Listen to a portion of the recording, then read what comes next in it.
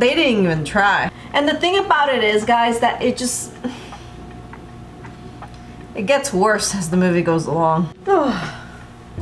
Oh, hi. Oh man, it just keeps getting better and better. You know, the horror genre is just having a great time. I Know What You Did Last Summer. This, honestly, this hits close to home because this is one of those trilogies that I remember watching as a kid. Parents kept away from the kids and ooh, you can't watch that, it's too R-rated. Basically grabbed all three and just binge watching it all in one night. In 27 years since the original Southport murders, a new group of 5 friends, Ava, Danica, Milo, Teddy, and Stevie, accidentally kill someone in a hit and run during a fireworks outing, and they make a pact to keep it a secret. However, 1 year later, they begin receiving the ominous message, I know what you did last summer, and are stalked by a hook-wielding killer. We do get some legacy characters returning in this movie, such as Julie James, Jennifer Love Hewitt, and Ray Bronson as Freddie Prinze Jr. Overall, guys, this movie was absolute trash. Holy...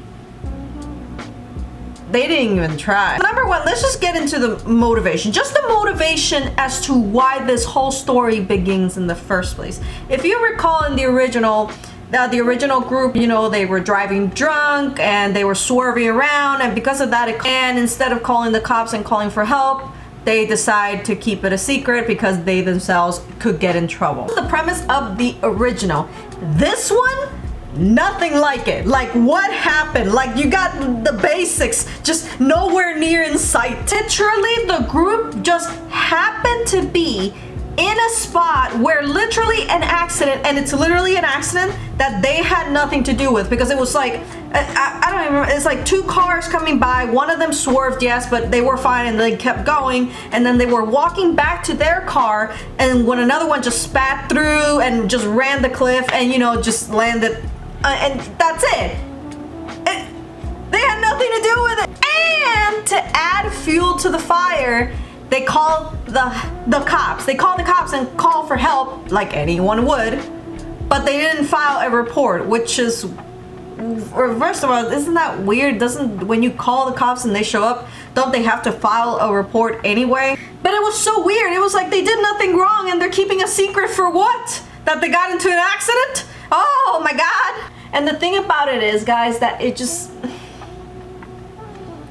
gets worse as the movie goes along. So many moments where it's like, oh, you know, you should clearly go this way to save your life, but we're gonna go this way, you know, to keep the plot going. Happens over and over again. Just characters doing stupid stuff for no reason whatsoever other than to keep the plot going. And of course, there's a little bit of the, you know, like nostalgia with anyone that likes the originals, aka me.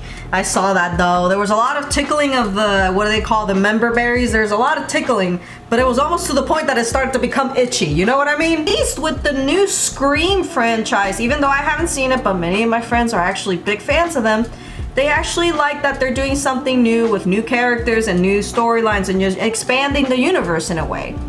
Instead of this movie doing that, they just stuck to the same and did nothing with it to make it more nonsensical and more annoying than the first one. Another thing that I will say, at least with the first one, it actually stuck with the tension, like it stuck with the seriousness of it.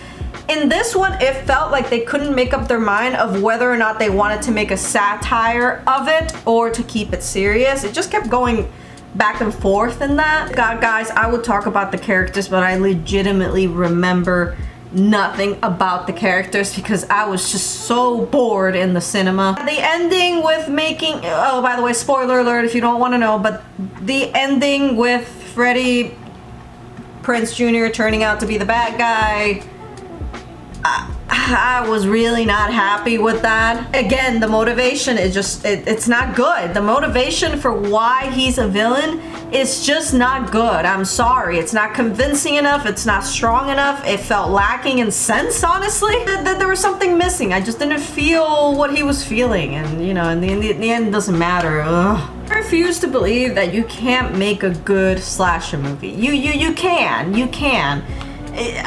I don't know how, but I feel like you can. Remaining hopeful, you know, because there are some good horror movies coming out there that no one is really giving a chance to, and they're fantastic. So I'm sure someone's gonna come along and create a great slasher movie for us to enjoy. Was this it? No. Yeah, no guys, this movie was bad. Don't waste your time. Wait for it to come out on streaming and bada bing bada boom. But this is a legitimate 3 out of 10. 3 out of 10. It is on the level of Snow White. Slightly above it, but even then, that's not much to say. Disagree with me, sirs and madams. Oh, take it down to the comment section below. Leave a like and subscribe on your way there. Anyway, guys, it's gonna be a crazy month. I'm not gonna lie. I'm pretty sure you'll see what's going on, but I'll see you all for the next one. Bye.